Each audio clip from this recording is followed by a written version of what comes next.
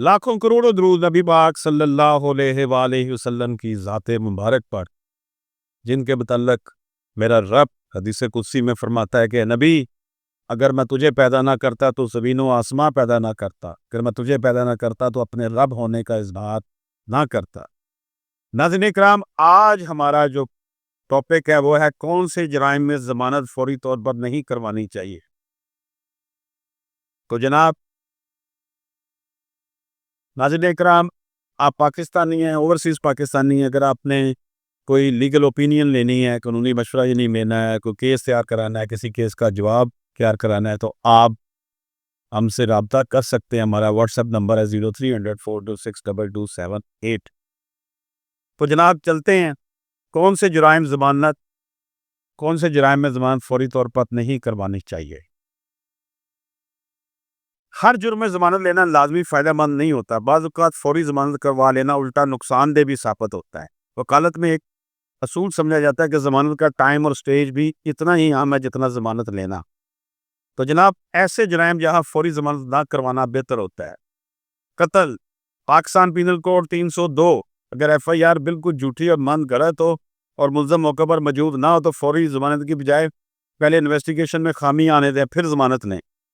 جلدی ضمانت کرانے سے عدالت یہ تعصب لے سکتی ہے کہ ملزم واقعی ملوث ہے اور سزا سے بچنے کے لیے بھاگ دوڑ رہا ہے۔ ریپ یا جنسی جرائم، پاکستان پینل کوڈ 376 377، ان میں فوری ضمانت عموماً ریجیکٹ ہو جاتی ہے کیونکہ یہ نان بیلیبل آفینس ہے۔ بہتر یہ ہے کہ پہلے میڈیکل لیگل رپورٹ، گواہان کے تضادات اور کیس کی کمزوریاں آنے دیں، پھر ضمانت پر رجوع کیا جائے۔ نمبر 3 ہے جی دہشت گردی ایکٹ کے تحت جرائم ADA۔ اگر کسی کیس میں واقعی دہشت گردی شامل نہ ہو مگر پولیس نے دفعہ 780A لگا دی ہے تو فوراً ضمانت عموماً رد ہو جاتی ہے۔ یہاں حکمت عملی یہ ہے کہ پہلے عدالت سے دہشت گردی کی دفعہ نکلوانے کی کوشش کریں پھر ضمانت فائل کریں۔ نمبر 4